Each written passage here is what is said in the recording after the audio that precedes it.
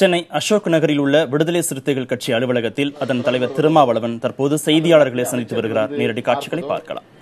எந்த சிக்கலும் இல்லை.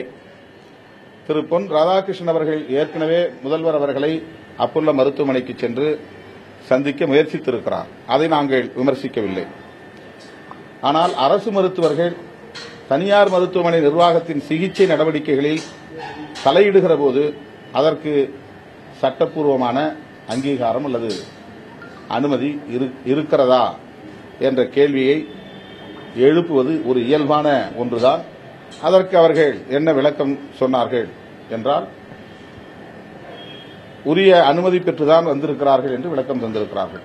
அதற்கு மேல் நாங்கள் அதற்குள் தலையிட விரும்பவில்லை.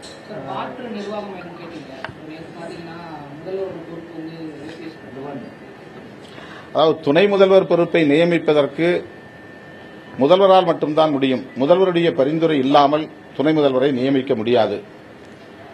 ஆகவே ஒரு மாற்று ஏற்பாடு என்ற கோரிக்கையை விடுதலை சிறுத்தைகள் முன்வைத்தோம். இந்த கேள்வியை எழுப்புவதற்கு அடிப்படையான காரணம் என்னவென்றால், ஆட்சி நிர்வாகம் குறித்த முடிவுகளை யார் எடுக்கிறார்கள் என்கிற ஒரு ஐயம் பொதுவாக மக்கள் மத்தியில் எழும்பியிருக்கிறது.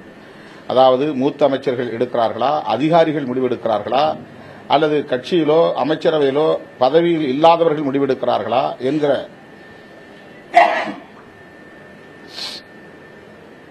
கட்சியிலோ ஆட்சியிலோ பதவியில் இல்லாதவர்கள் எடுக்கிறார்களா, அதிகாரிகள் எடுக்கிறார்களா, அல்லது மூத்த அமைச்சர்கள் முடிவெடுக்கிறார்களா என்கிற கேள்வி எழுந்த நிலையில்தான் அதிகாரபூர்வமாக ஒரு பொறுப்பு குழு நியமிக்கப்பட வேண்டும், அல்லது இவர்தான் இந்த முடிவுகளை எடுக்கிறார் என்ற அறிவிப்பு வெளியிடப்பட வேண்டும் என்ற கோரிக்கையை விடுதலை சிறுத்தைகள் வைத்தோம்.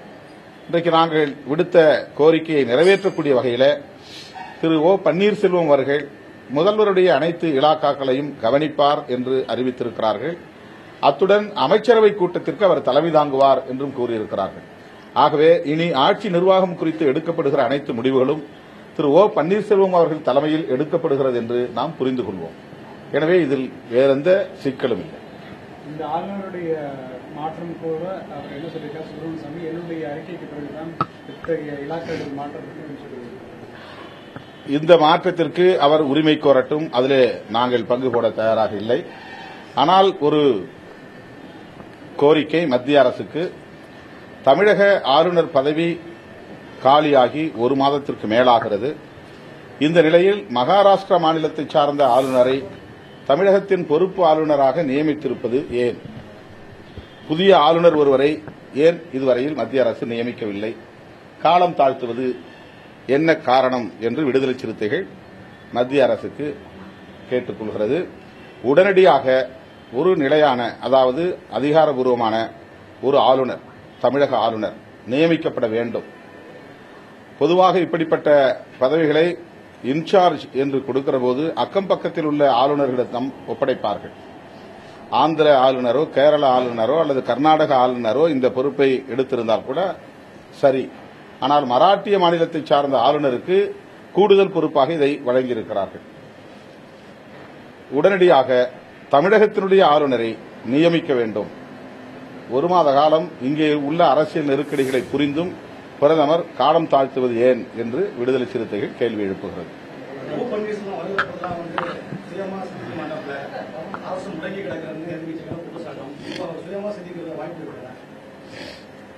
அப்படி யாரையும் நாம் குறைத்து மதிப்பிடக்கூடாது. ஏற்கனவே 2 முறை அவர் முதலமைச்சர் நாற்காலியில் அமர்ந்திருக்கிறார். அவர் மீது நம்பிக்கை வைத்து ஆளும் கட்சி அந்த பொறுப்புகளை ஒப்படைத்திருக்கிறது. அவர் யாரிடம் ஆலோசனை பெறுகிறார், யாருடைய வழிகாட்டுதலை பெறுகிறார், எப்படி அவர் முடிவெடுக்கிறார் என்பதற்குள் நாம் தலையிட முடியாது. அவர் இன்றைக்கு முதல்வருடைய இலாக்காக்களை கவனிக்கக்கூடிய அளவுக்கு நம்பிக்கை பெற்றவராக விளங்குகிறார். அவர் சுதந்திரமாக செயல்படுவார் என்று நம்புவோம்.